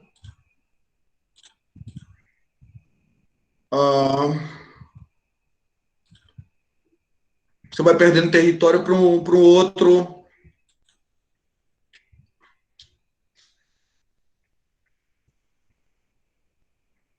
Eu diria, para o outro lado da moeda, por assim dizer, né? Então, como a Poliana falou, a Sandra também falou antes, existem muitos interesses em jogo também. Tá? A quem interessa o fechamento dessas escolas? E a fragilização das lutas campesinas. Né? Pessoal, não sei se mais alguém gostaria de falar, mas acho que a gente já está no horário avançado da nossa aula. Nós estamos indo para 2 horas de aula, praticamente. Então, eu gostaria de agradecer a participação se ninguém mais quiser falar, gostaria de estar agradecendo a participação de todos e de todas, e convidá-los para a nossa próxima aula, que vai ser na sexta-feira. Como eu falei para vocês, amanhã não vai ter aula, vocês vão fazer a atividade que foi proposta. E logo em seguida, eu vou estar colocando no grupo também o artigo do Salomão Raj, para que seja discutido na aula de sexta-feira. Tá certo? Valeu, um abraço aí e obrigado. Até a próxima. Vou desligar aqui. Falou, boa noite. Opa. Até, boa noite. Boa noite. Boa noite, Reinaldo. Boa noite. Boa noite, Nayara. Boa noite. Vou parar a gravação. Boa noite. Bora comer.